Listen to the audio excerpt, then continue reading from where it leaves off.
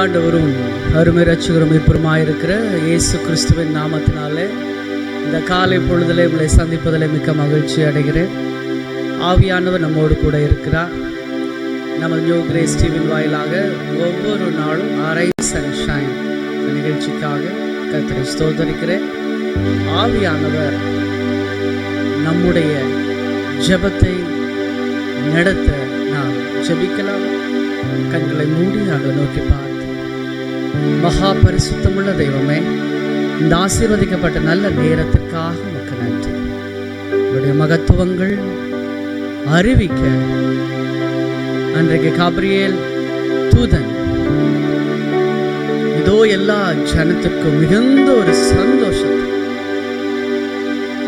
உண்டாக்கும் நற்செய்தியை உங்களுக்கு அறிவிக்கிறேன். இந்த கர்த்தராகிய கிறிஸ்து எனும் இரட்சகர் உங்களுக்காக தாவீதின் உள்ளே பிறந்திருக்கிறார். அவரை துணிகளில் சுற்றி முன்னணியில் கிடத்தியிருக்கிற காண்பீர்கள். இதுவே உங்களுக்கு அடையாளம். நற்செய்தியை அறிவித்தார். இயேசு எங்களுக்கு அறிவிக்கப்பட்டார். தெய்வமே, இப்பொழுது கூட இந்த பிரேயர் முழுவதுமாக ஆசீர்வதிக்க நாங்கள் ஜெபிக்கிறோம். உங்களுடைய கரத்தில் ஒப்பு கொடுக்கிறோம். பாடுகிற பாடல்கள், வேத வாசிப்பு, செய்தி வேலை, ஜெபம், ஆசீர்வாதம், எல்லா பகுதிகளையும் பரிசுத்த ஆவியானவர் ஆசீர்வதிக்க ஜெபிக்கிறோம். இயேசு கிறிஸ்துவின் நாமத்தில் ஜெபிக்கிறோம். பரிசுத்தமுள்ள எங்கள் பரலோக பிதாவே, ஆமென், ஆமென். கர்த்தரை பாடி துதித்து மகிமைப்படுத்துவோம். கர்த்தருடைய நாமம் மகிமைப்படுவதாக. ஆமென், ஆமென். கிறிஸ்துவுக்குள் பிரியமானவர்களே, உங்கள் யாவரையும் இந்த காலை வேளையிலே ஆண்டவரை ஆராதனை செய்ய நியூ கிரேஸ் டிவியின் வாயிலாக உங்கள் யாவரையும் மகிழ்ச்சியோடு வரவேற்கிறோம். இந்த காலை வேளையிலே நம் ஆண்டவரை நாம் பாடி கீர்த்தனம் பண்ணி அவருடைய நாமத்தை உயர்த்துவோம்.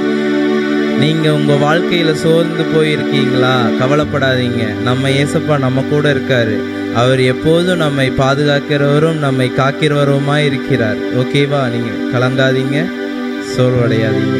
இந்த பாடலை பாடி நாம் உயர்த்துவோம் ஆண்டவர் நாமத்தை.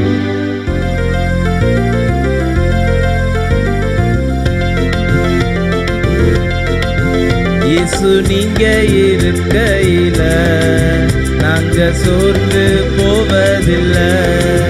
இயேசு நீங்க இருக்கையில நாங்க சோர்ந்து போவதில்லை. நீங்க எல்லாமே பார்த்து கொள்வீங்க. நீங்க எல்லாமே பார்த்து கொள்வீங்க. நீங்க எல்லாமே பார்த்து கொள்வீங்க. நீங்க எல்லாமே பார்த்து கொள்வீங்க. இயேசு நீங்க இருக்கையில நாங்க சோர்ந்து போவதில்லை. இயேசு நீங்க இருக்கையில நாங்க சோர்ந்து போவதில்லை. சமாதான காரணர் நீங்க தானே, சர்வ வல்லவரும் நீங்க தானே. சமாதான காரணர் நீங்க தானே, சர்வ வல்லவரும் நீங்க தானே. இயேசு நீங்க இருக்கையில நாங்க சோர்ந்து போவதில்லை. இயேசு நீங்க இருக்கையில நாங்க சோர்ந்து போவதில்லை. நீங்க எல்லாமே பார்த்து கொள்வீங்க. நீங்க எல்லாமே பார்த்து கொள்வீங்க. நீங்க எல்லாமே பார்த்து கொள்வீங்க. நீங்க எல்லாமே பார்த்து கொள்வீங்க. அதிசய தேவன் நீங்க தானே. ஆலோசனை கர்த்தர் நீங்க தானே. எங்களுக்கு ஒவ்வொரு செயல்களிலும் ஆலோசனை தருவ தேவன் நீங்க தானே. ஒவ்வொரு ஆலோசனை உங்கள்படி நாங்கள் நடக்கிறோம். அதிசய தேவன் நீங்க தானே. ஆலோசனை கர்த்தர் நீங்க தானே. அதிசய தேவன் நீங்க தானே. ஆலோசனை கர்த்தர் நீங்க தானே. இயேசு நீங்க இருக்கையில நாங்க சோர்ந்து போவதில்லை. இயேசு நீங்க இருக்கையில நாங்க சோர்ந்து போவதில்லை. நீங்க எல்லாமே பார்த்து கொள்வீங்க, நீங்க எல்லாமே பார்த்து கொள்வீங்க, நீங்க எல்லாமே பார்த்து கொள்வீங்க. எங்க வாழ்க்கையில எல்லாமே நீங்க. இயேசு நீங்க இருக்கையில நாங்க சோர்ந்து போவதில்லை. இயேசு நீங்க இருக்கையில நாங்க சோர்ந்து போவதில்லை. தாயும் தகப்பனும் நீங்க தானே, தாங்கும் சுமை தாங்கி நீங்க தானே. தாயும் தகப்பனும் நீங்க தானே, தாங்கும் சுமை தாங்கி நீங்க தானே. இயேசு நீங்க இருக்கையில நாங்க சோர்ந்து போவதில்லை. இயேசு நீங்க இருக்கையில நாங்க சோர்ந்து போவதில்லை. நீங்க எல்லாமே பார்த்து கொள்வீங்க, நீங்க எல்லாமே பார்த்து கொள்வீங்க. ஆமே, நீங்க எல்லாமே பார்த்து கொள்வீங்க, நீங்க எல்லாமே பார்த்து கொள்வீங்க. எனக்கு அழகு தரவர் நீங்க தான் இயேசப்பா. ஸ்தோத்திர இயேசப்பா. என்னோட ஆசையெல்லாம் நீங்க தான். எங்க வாழ்க்கையில் அழகாக மாற்றுகிற ஆண்டவர் நீங்க. உண்மை பாடுவோம் நாங்க. எனக்கு அழகெல்லாம் நீங்க தானே, எனது ஆசையெல்லாம் நீங்க தானே.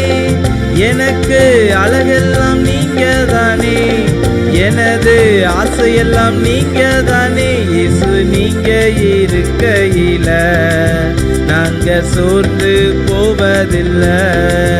இயேசு நீங்க இருக்கையிலே நாங்க சோர்ந்து போவதில்லை. நீங்க எல்லாமே பார்த்து கொள்வீங்க, நீங்க எல்லாமே பார்த்து கொள்வீங்க, நீங்க எல்லாமே பார்த்து கொள்வீங்க, நீங்க எல்லாமே பார்த்து கொள்வீங்க. நம் வாழ்க்கையில் இருள் நீக்கும் தேவன் அவர். நம் வாழ்க்கையில வெளிச்சத்தை தந்து நம்ம ரட்சிப்பை நம்ம உறுதியளிக்கிற தேவன் நம் தேவன்.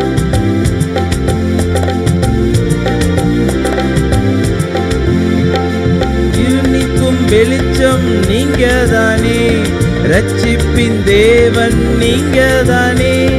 இருள் நீக்கும் வெளிச்சம் நீங்க தானே, ரட்சிப்பின் தேவன் நீங்க தானே. இயேசு நீங்க இருக்கையில நாங்க சோர்ந்து போவதில்லை.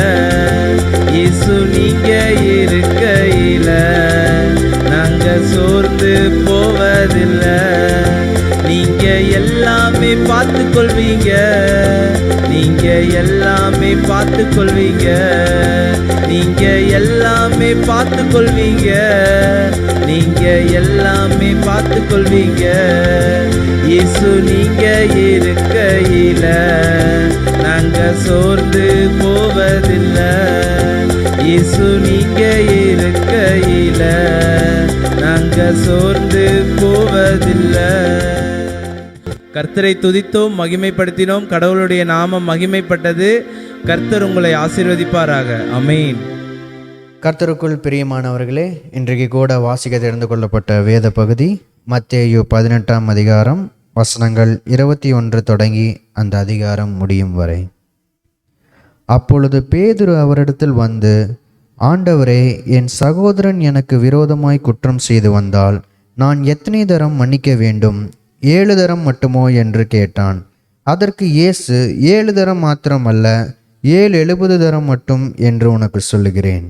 எப்படியெனில் பரலோக ராஜ்யம் தன் ஊழியக்காரரிடத்தில் கணக்கு பார்க்க வேண்டும் என்றிருந்த ஒரு ராஜாவுக்கு ஒப்பாயிருக்கிறது.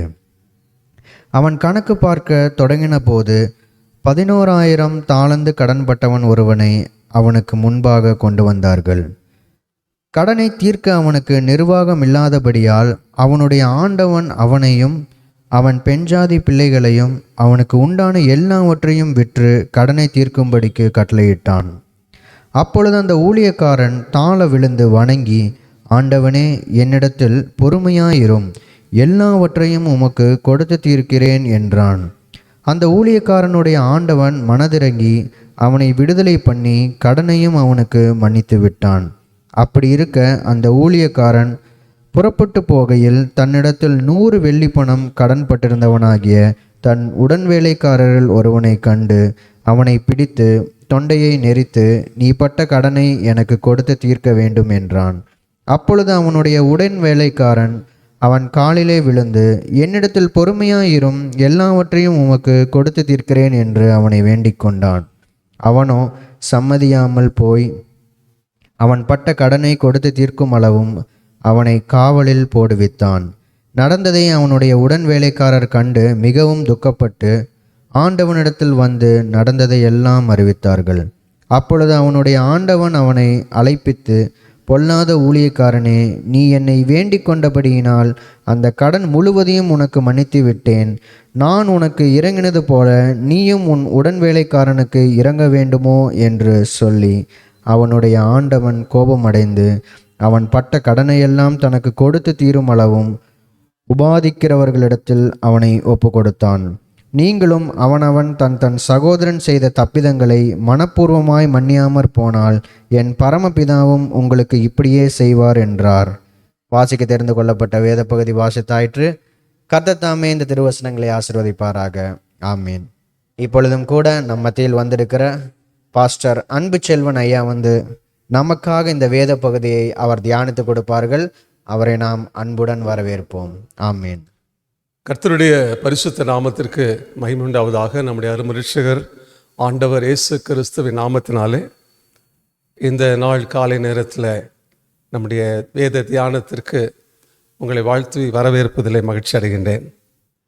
இப்படிப்பட்ட தியானங்களை தினந்தோறும் நாம் செய்வதற்கு நம்மை ஊக்குவிக்கிற, வழிநடத்துகிற இந்த வாய்ப்பை எனக்கு கொடுத்திருக்கிற நியூ கிரேஸ் டிவி நிர்வாகத்தினருக்கு, குறிப்பாக அன்புக்குரிய பாஸ்டர் பிஷப் சார்ல்ஸ் ஐயா அவர்களுக்கும் அவரோடு இருக்கிற குழுவினருக்கும் என் நன்றியை தெரிவித்துக் கொள்கிறேன். கர்த்தர் இந்த திருவசன பிரபல்ய ஊழியத்தை தொடர்ந்து ஆசீர்வதிப்பாராக.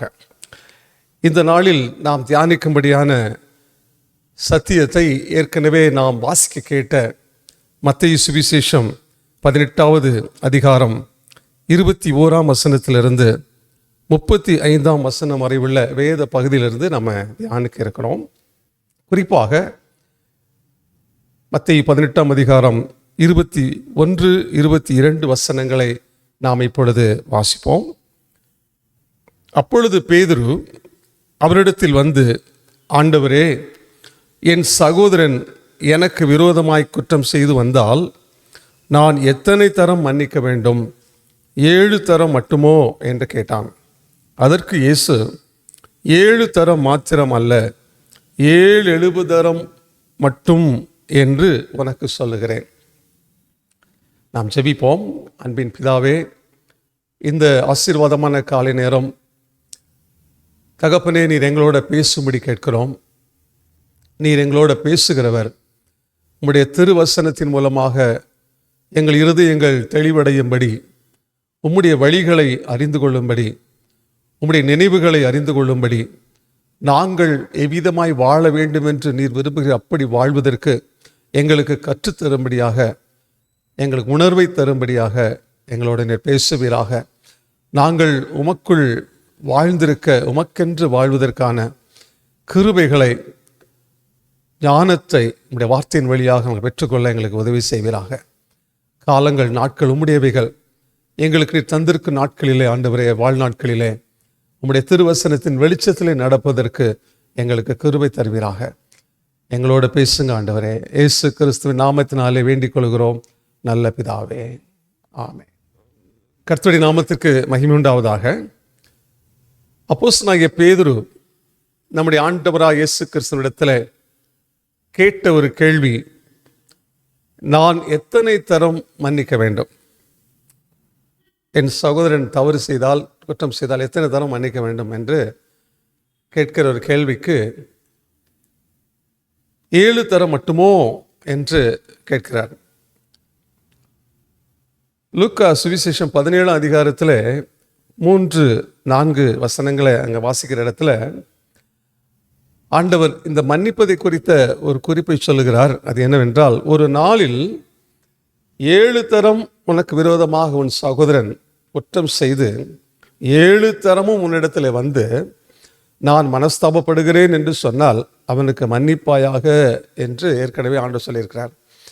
ஆகவே இன்றைக்கு பேதுரு இந்த பகுதி இந்த இடத்துல கேட்கிறார், என் சகோதரன் எனக்கு விரோதமாய் குற்றம் செய்தால் அவனை எத்தனை தரம் மன்னிக்க வேண்டும்? 7 தரம் மட்டுமோ என்று கேட்கிறார். ஒரே நாளில் 7 தரம், 7 தரமும் அவன் மனஸ்தாபப்படுகிறேன் என்று சொன்னால் 7 தரம் மன்னிக்க வேண்டும் என்று ஆண்டவர் சொன்னார். ஆகவே பேதுரு கேட்கிற 7 தரம் மட்டுமா என்றார். ஆனால் அதுக்கு ஆண்டவர் சொல்லுகிற பதில் ரொம்ப வித்தியாசமாக இருக்குது, விசேஷமாக இருக்குது, அருமையாக இருக்குது. ஆனால் இது சாத்தியமா என்ற கேள்வி நமக்கு எழுகிறது. என்னவென்றால் 7 தரம் மட்டுமல்ல, 7 70 தரம் என்று சொல்லுகிறேன் என்றார். மன்னிப்பது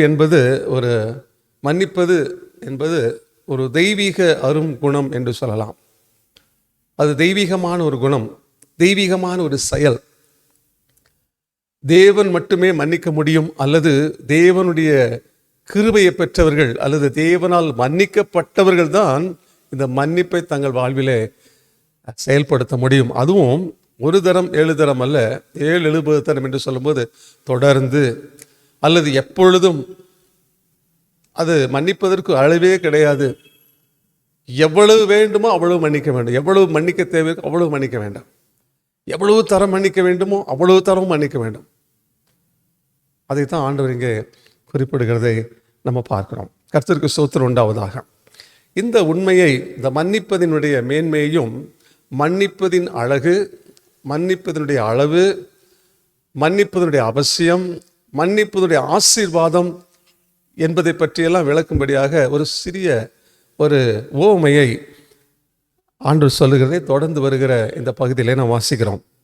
அங்கே ஒரு ராஜா தன்னிடத்தில் பணி செய்கிற மக்கள் மத்தியில் கணக்கு பார்க்க தொடங்கினான் என்று நம்ம பார்க்கிறோம்.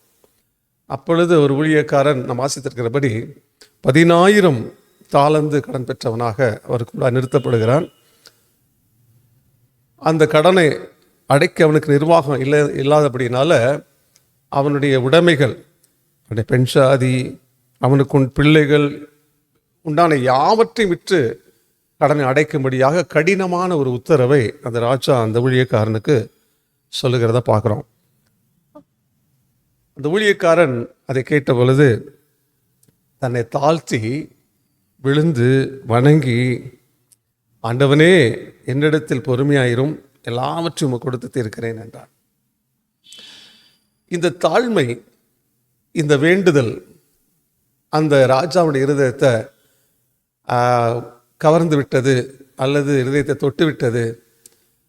உடனடியாக அவர் சொல்லுகிற காரியம் 27ஆம் வசனத்தில் வாசிப்பானால், அந்த ஊழியக்காரனுடைய ஆண்டவன் மனதிறங்கி அவனை விடுதலை பண்ணி கடனையும் அவனுக்கு மன்னித்து விட்டான். 10,000 தாலந்து கடன். அவன் கேட்ட விண்ணப்பம் என்னவென்றால், என்னிடத்தில் பொறுமையாயிரும், நான் எப்படியாவது அந்த கடனை செலுத்தி தீர்த்து விடுகிறேன், கொடுத்து தீர்த்து விடுகிறேன் என்றான். ஒரு அவகாசம் தான் கேட்கிறார். என்னால் கட்ட முடியாது என்று சொல்லவும் இல்லை. அவன் அந்த கடன் கொடுக்க வேண்டிய கடனை கட்டி முடிக்க முடியாது என்று சொல்லவில்லை, அல்லது கடன் எனக்கு மன்னிக்க வேண்டும் என்று கூட கேட்கவில்லை. அவன் எப்படியாவது கொடுத்து தீர்த்து விடுகிறேன் என்று தான் சொல்லுகிறான். ஆனால் அந்த ராஜா அவனை விடுதலை பண்ணி அவனுடைய கடனையும் மன்னித்து விட்டான். இந்த ஒரு சித்திரம் அல்லது இந்த ஒரு உவமை இந்த மன்னிப்பினுடைய மேன்மையான குணத்தை அல்லது மன்னிப்பினுடைய மகிமையை, மாட்சிமையை, மகத்துவத்தை நமக்கு விளக்குகிறது. இந்த ராஜா நம்முடைய பரலோக ராஜாவாகிய தேவனுக்கு, ஆண்டவரை இயேசு கிறிஸ்துவுக்கு ஒப்பனையான ஒரு காரியமாக இருக்கு. ராஜா நினைத்தால் மன்னிக்க முடியும். ராஜாவில் திரளான ஆஸ்திகள் இருக்கிறது. நம்முடைய தேவனாய கர்த்தரிடத்தில் திரளான மன்னிப்புகள் இருக்கிறது. வேதத்தில் வாசிக்கும்போது நம்முடைய பாவங்களை நம்முடைய கடன்களை, அதனுடைய அடையாளம் பாவங்கள், நம்முடைய குற்றங்கள், நம்முடைய பாவங்களை மன்னிப்பதற்கும் பாவத்தின் தண்டனையிலிருந்து நம்மை விடுவிப்பதற்கும் தேவன் விருப்பமும் வல்லமையும் அதிகாரமும் மனதுருக்கம் உள்ளவராக இருக்கிறார் என்று நம்ம பார்க்கிறோம். ஏற்கனவே சொன்னோம், மன்னிப்பு என்பது ஒரு தெய்வீக குணம், தெய்வீக செயல். யாத்திராகமம் புத்தகம் 34:7 மற்றும் எண்ணாகமம் 14:17 ஆகிய வசனங்களில் அவர் தேவன் நம்முடைய அக்கிரமத்தையும் மீறுதலையும் மன்னிக்கிறவர் என்று தன்னை குறித்து வெளிப்படுத்துகிறதை நம்ம பார்க்கிறோம். ஏசாயா 55:7 அவர் மன்னிக்கிறதற்கு தயை பெருத்திருக்கிறார் என்று வாசிக்கிறோம். சங்கீதம் 103:4 உமக்கு பயப்படும்படிக்கு உம்மிடத்திலே மன்னிப்பு உண்டு. இன்னும் நிறைய வசனங்கள், மீகா 7:18 அக்கிரமத்தை பொறுத்து மீறுதலை மன்னிக்கிற தேவரீருக்கு ஒப்பான தேவன் யார் என்று தீர்க்கதரிசி சொல்லுகிறார். தானியேல் 9:10 வாசிக்கும் போது, ஆனாலும் எங்கள் தேவனிடத்தில் இரக்கங்களும் மன்னிப்புகளும் உண்டு. இப்படி தீர்க்க தரிசன புத்தகங்களிலேயும் புதிய ஏற்பாட்டில் இந்த மன்னிப்பை குறித்து தேவன் மன்னிக்கிறவர் என்கிற அற்புதமான சத்தியத்தை நாம் எங்கும் பார்க்கிறோம். கர்த்தருக்கு ஸ்தோத்திரம்.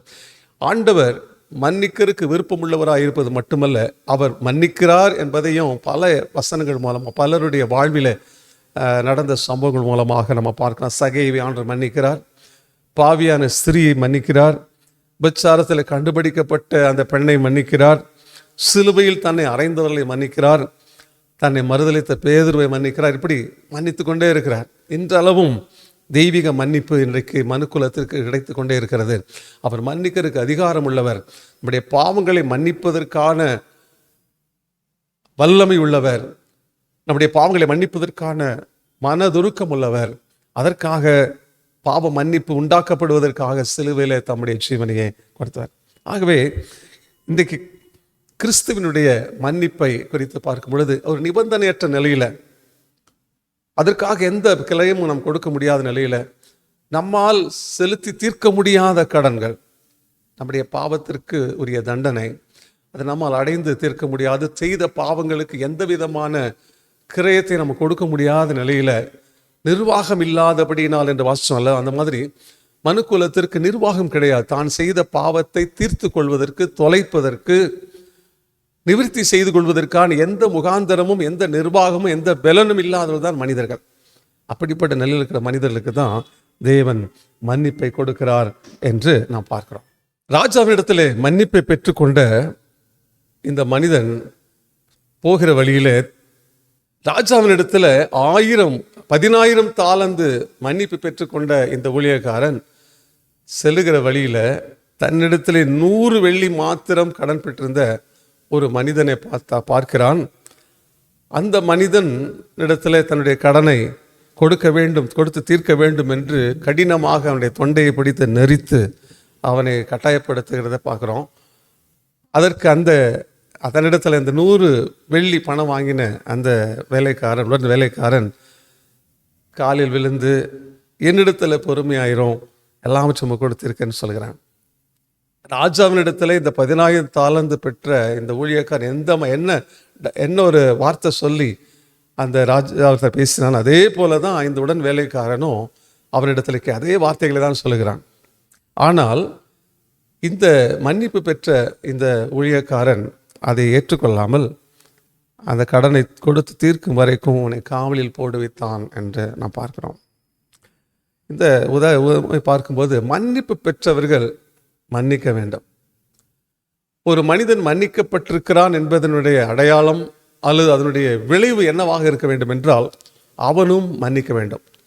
மன்னிப்பை பெற்றவர்கள்தான் மன்னிக்கப்பட்டதினால் உண்டாகிற மகிழ்ச்சி, அதனுடைய ஆசீர்வாதத்தை உண்மையாகவே அனுபவித்திருக்க முடியும். மன்னிப்பு பெற்றவன் மட்டும்தான் அதை அனுபவித்திருக்க முடியும். அவன்தான் அந்த மகிழ்ச்சியை மற்றவர்களுக்கு கொடுக்கத்தக்கதாக மற்றவர்களையும் அவன் மன்னிக்க முடியும், மன்னிக்கவும் வேண்டும் என்று தேவன் நம்மிடத்தில் எதிர்பார்க்கிறார். அதை நம்ம அந்த உவமையினுடைய பின்னணியில் தொடர்ந்து வருகிற வசனத்தில் பார்க்கிறோம். இந்த 10,000 தாலந்து மன்னிப்பு பெற்ற மனிதன் 100 வெள்ளிக்காக தன்னுடைய உடன் வேலைக்காரனை சிறையிலே போட்டு வைத்தான் என்று கேள்விப்பட்ட பொழுது உடன் வேலைக்காரர்கள் எல்லாரும் இந்த ராஜாவிடத்தில் போகிறார்கள். ராஜா அதை கேள்விப்பட்டபோது மிகுந்த கோபம் அடைகிறார் என்றும், நீ என்னை வேண்டிக் கொண்ட போது இந்த கடன் முழுவதும் எனக்கு மன்னித்து விட்டேன், ஆனால் நான் இறங்கினது போல நீயும் உன் வேலைக்காரனுக்கு இறங்க வேண்டாமோ என்று அவர் கேட்டுவிட்டு என்ன சொல்லுகிறார், திரும்பவும் அவன் பட்ட கடனை எல்லாம் அடைத்து தீர்க்கும் அளவும், கொடுத்து தீர்க்கும் அளவும் உபாதிக்கிறவரிடத்திலே அவனை ஒப்பு கொடுத்தான் என்று பார்க்கிறோம்.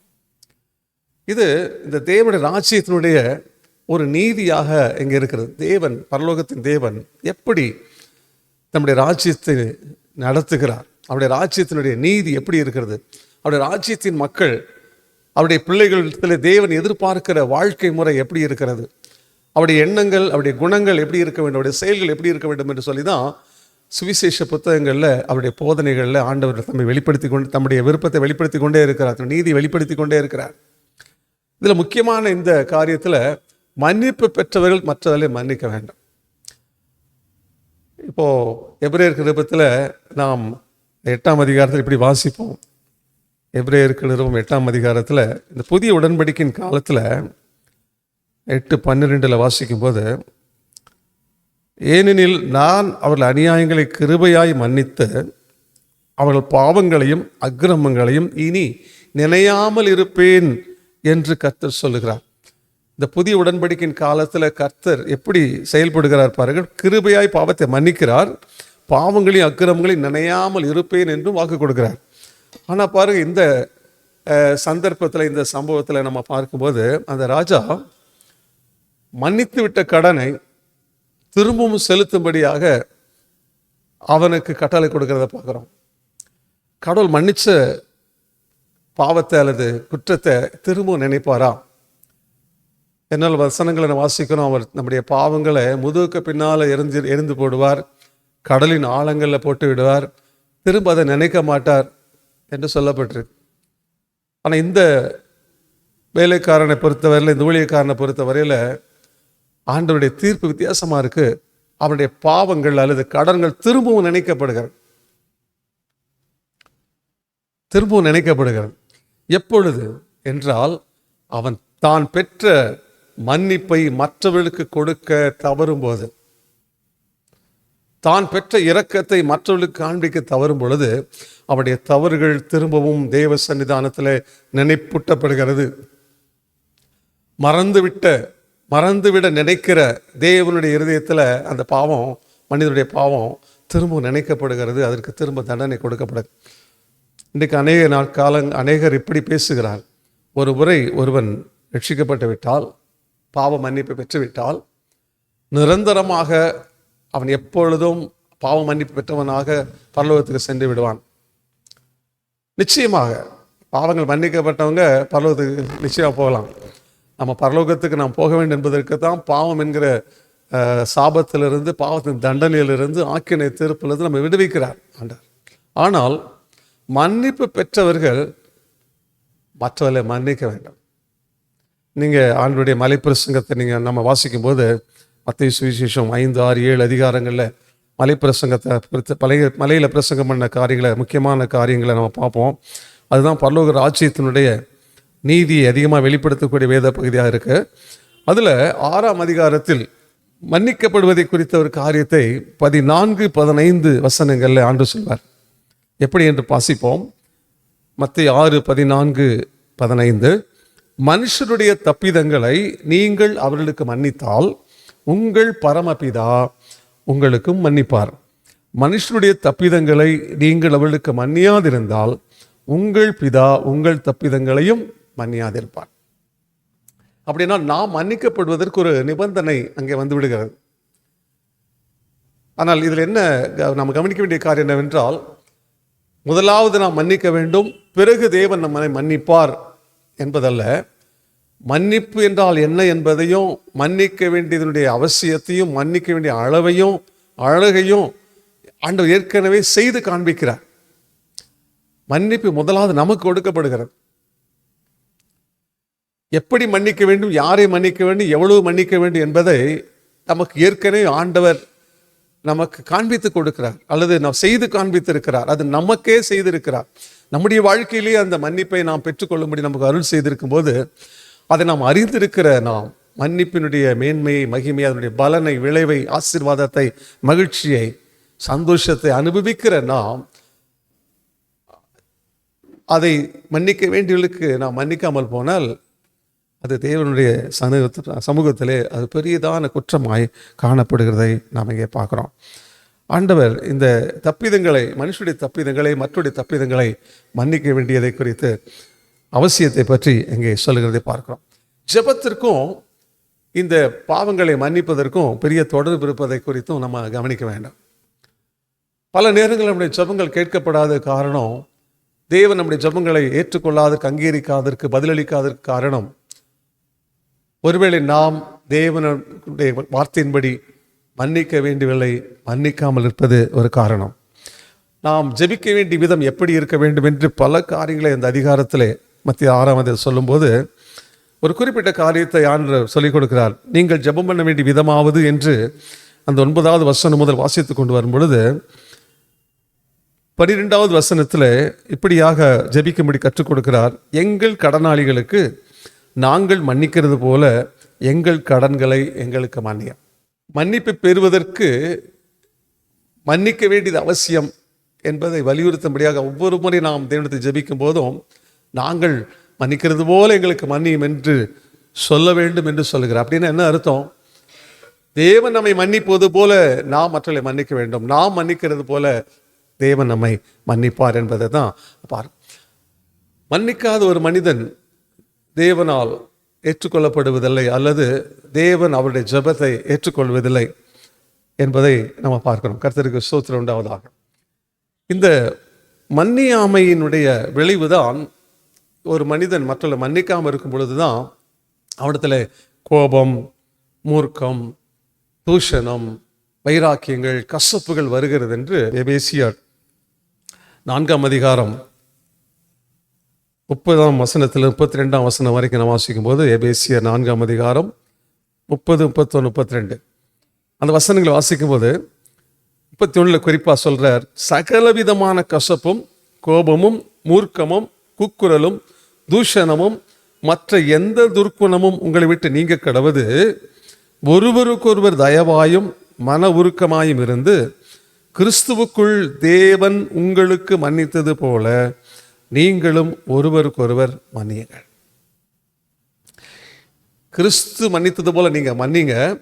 அப்படி மன்னிக்காம இருந்தா என்ன இருக்கும் என்றால் கசப்பு, கோபம், மூர்க்கம், கூக்குரல், தூஷணம். இந்த கசப்பு, மூர்க்கம், கோபம், கூக்குரல், தூஷணம் போன்ற காரியங்கள் எல்லாம் ஏன் இன்னும் நமக்குள் இருக்கிறது என்றால் நாம் மன்னிக்க வேண்டியவில்லை, மன்னிக்காதனால தான். ஒருவர் நாம் மன்னிக்கப்பட்டிருப்போம், ஆனால் மற்றவர்களை நாம் மன்னிக்காதவர்களாக இருப்போமானால் நம்மிடத்தில் இந்த காரியங்கள் எல்லாம் கூடிக்கொண்டிருக்கும். அப்பொழுது 30ஆம் வசனத்தை வாசிக்கிற போல அப்பொழுது நாம் பரிசுத்த ஆவியை நாம் துக்கப்படுத்துகளாக இருப்போம். பல நேரங்கள் இன்றைக்கு ஆண்டவருடைய பிள்ளைகள் பாவ மன்னிப்பை பெற்றிருக்கிறார்கள், பரிசுத்த ஆவியை பெற்றிருக்கிறார்கள். ஆனால் அவருடைய உள்ளத்தில் அவங்க மற்றவர்களை மன்னிக்காதனால அவங்களுக்குள்ள இன்னும் பாவ மன்னிப்பை பெற்ற, பரிசுத்தை பெற்ற மக்களுக்கு இன்னமும் இப்படிப்பட்ட கசப்பு, கோபம், மூர்க்கம், தூஷணங்கள் இருக்கிறதை நாம் பார்க்கிறோம். சமாதானம் இல்லாமல் இருக்கிறார். இதனால் என்ன? தாங்கள் பெற்ற பரிசுத்த ஆவியானவரை அவங்க துக்கப்படுத்தி கொண்டிருக்கிறார்கள். இதனுடைய விளைவு என்னவா இருக்கும்? அந்த ராஜா 10,000 தாலந்து மன்னிக்கப்பட்ட ஊழியக்காரன் 100 வெள்ளிக்காக ஒரு தன்னுடைய உடன் வேலைக்காரனை காவலில் போடுவித்த போது அந்த ராஜா அவனுக்கு என்ன செய்தாரோ அதே தான் ஒருவேளை மன்னிக்காத மக்களுக்கும் செய்வார்.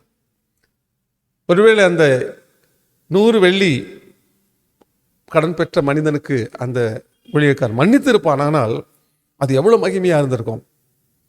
ராஜா அதை கேள்விப்பட்டால் எவ்வளோ சந்தோஷப்பட்டிருப்பார்.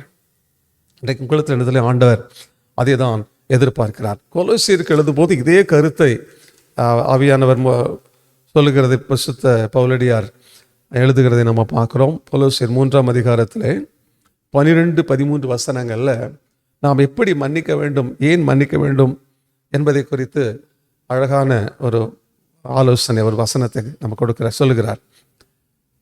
கொலோசியர் 3:12-13 வசனங்கள்.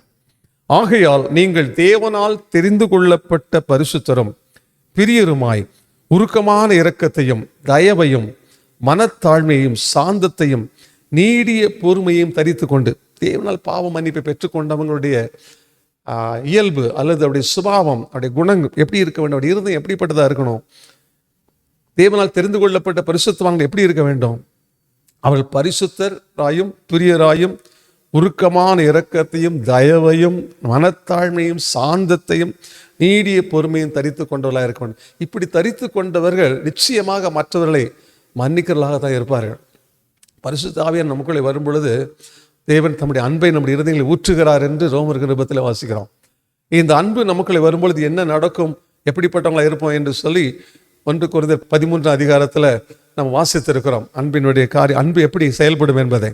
அப்படியானால் மன்னிப்பதற்கு எப்படி தேவன் நம்மை மன்னிப்பதற்கு அவருடைய இருதயத்தில் அன்பு காரணமாக இருந்ததோ, நம்ம மேல அன்பு காரணமாக இருந்ததோ, அதே போல நாம் மற்றவர்களை மன்னிப்பதற்கு பரிசுத்த ஆவி நமக்குள்ளே தருகிற ஊற்றுகிற நிரப்புகிற அந்த அன்பு தான் அடிப்படையாக இருக்கிறது.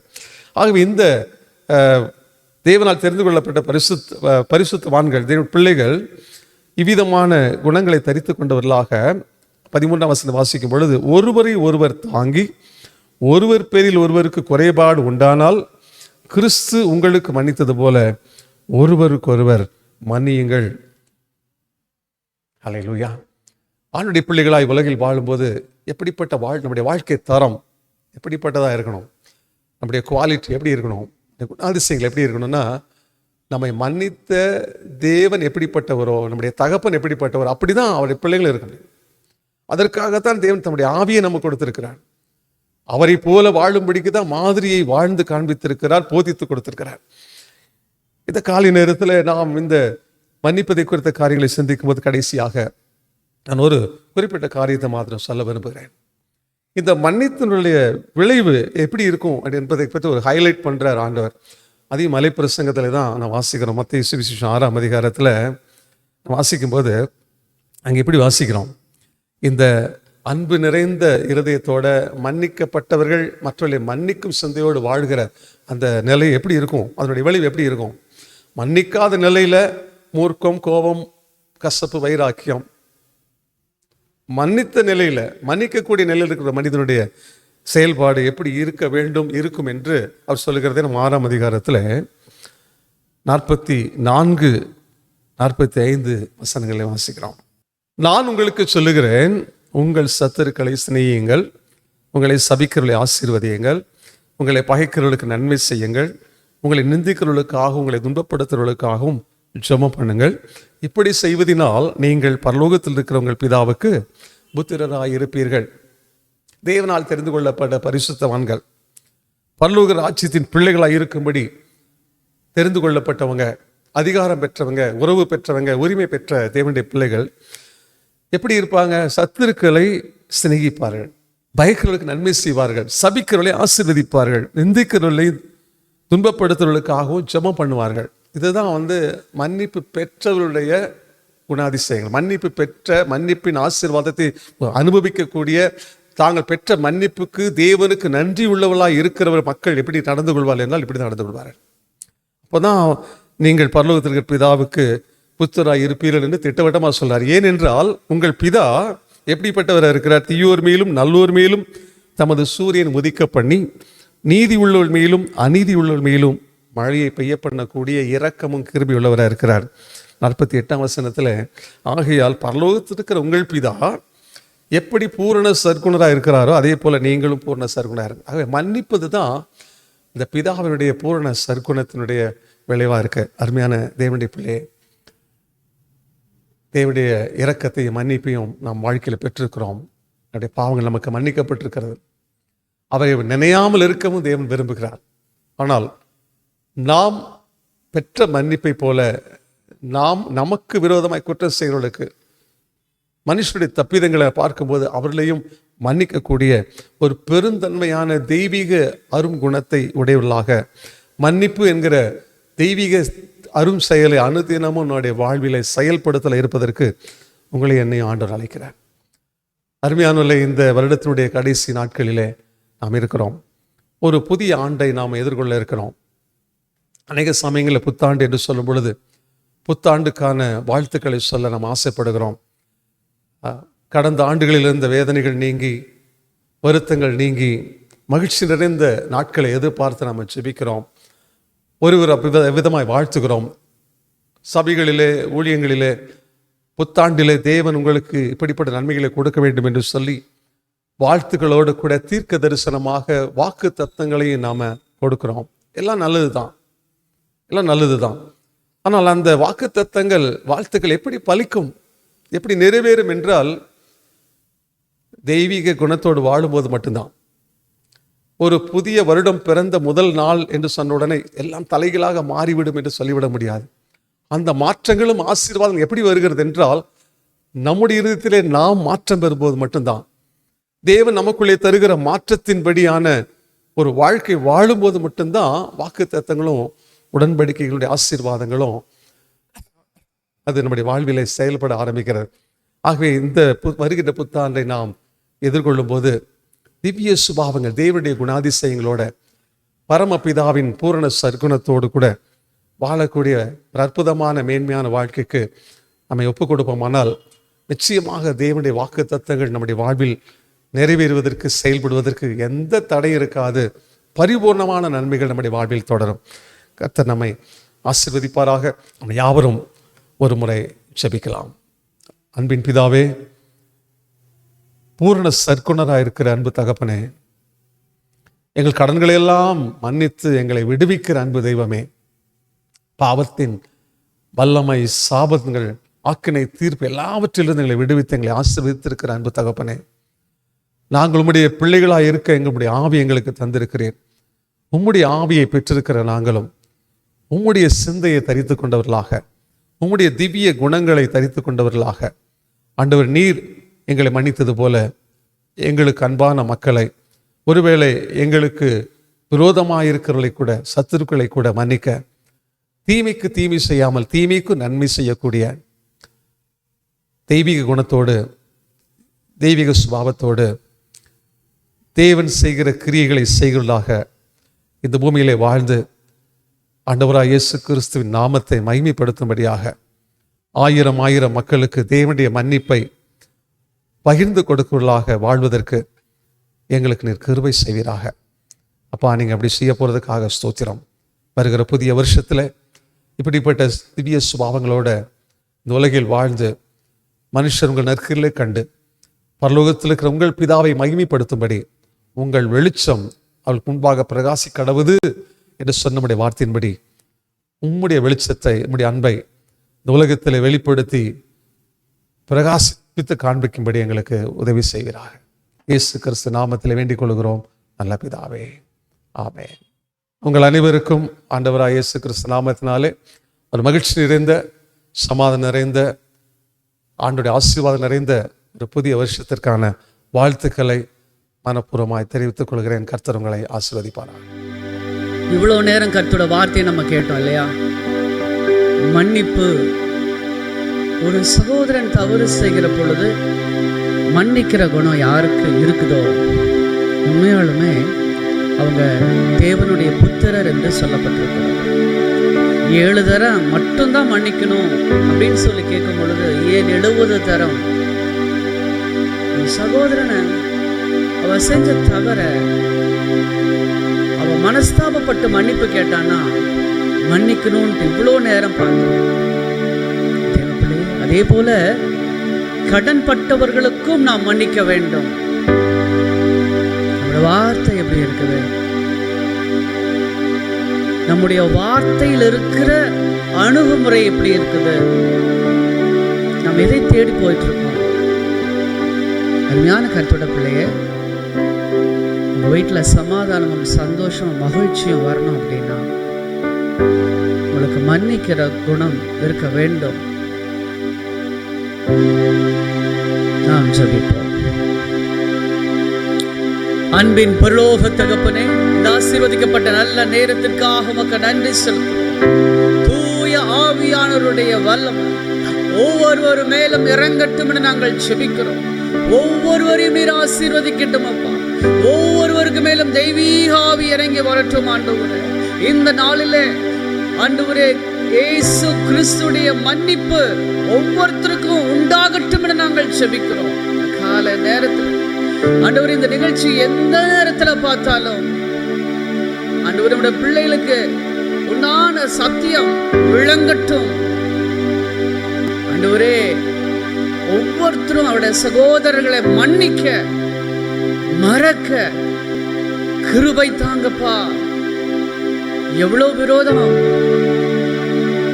காசுக்காக, பணத்துக்காக, நிலத்துக்காக, நகைக்காக, கடனுக்காக, உறவுகளுக்காக, அனித்தியமான உலக பொருட்களுக்காக, நித்தியத்துக்காக, நித்திய வாழ்க்கைக்காக இயேசுவின் இரத்தத்தை சிந்தி இருக்கிறீர. அனித்தியமான உலக பொருட்களினால நண்பர்களை சம்பாதித்துக் கொள் என்று வேதம் சொல்கிறது. உம்முடைய பிள்ளைகள் ஒவ்வொருவரையும் ஆசீர்வதியும், அவர்களை மன்னியும். அவங்க கேட்கிற மன்னிப்பு நீர் கொடுமப்பா. மக்கு நன்றி. வாழ்க்கையில் இருக்கிற கண்ணீர் எல்லாம் கழிப்பா மாறட்டும். பாவத்தினால, சாபத்தினால, வியாதினால சிக்கி இருக்கிற பிள்ளைகளுக்கு, திமிர்வாத காரணத்துக்கு நீர் மன்னிப்பு கொடுத்தீரே, அதே போல அவருடைய பிள்ளைகளுக்கு நீர் மன்னிப்பை கொடுத்து அவர்கள் விடுதலையாகி உம்மை தொழுது கொள்ள கர்த்தர் கிருபை தாங்கப்பா. ஆசீர்வதி. துதி, கன, மகிமை, ஸ்தோத்திரம் போல் எல்லாம் ஆண்டவராகிய இயேசு கிறிஸ்துவின் நாம மகிமை கொண்டாகும். இயேசு கிறிஸ்துவின் நாமத்தில் ஜெபிக்கிறோம் பரிசுத்தமுள்ள பரலோக பிதாவே. ஆமென், ஆமென். என் ஆத்துமாவே கர்த்தரை ஸ்தோத்திரி, என் உள்ளமே அவருடைய பரிசுத்த நாமத்தை ஸ்தோத்திரி. என் ஆத்துமாவே கர்த்தரை ஸ்தோத்திரி, கர்த்தர் செய்த சகல உபகாரங்களை மறவாதே. ஆமென். நம்முடைய கர்த்தராகிய இயேசு கிறிஸ்துவின் கிருபை, பிதாவாகிய தேவனின் அன்பு, பரிசுத்த ஆவியானவருடைய ஐக்கியம் நம் அனைவரோடும் என்று வேண்டும் சதா காலங்களில் நீடித்து நிலைத்திருப்பதாக. ஆமென், ஆமென். கர்த்தர் உங்களை ஆசீர்வதிப்பாராக. God bless you, God be with you. எங்களது நியூ கிரேஸ் டிவியின் வாயிலாக இனிய புத்தாண்டு நல்வாழ்த்துக்களை நாங்கள் தெரிவித்துக் கொள்கிறோம். கர்த்தர் இந்த புதிய வருடத்தில், வருகின்ற புதிய வருடத்தில் சகல நன்மைகளையும், பாதுகாப்பையும், ஆசீர்வாதத்தையும், உயர்வையும் உங்களுக்கு அருளுவாராக. ஆமென்.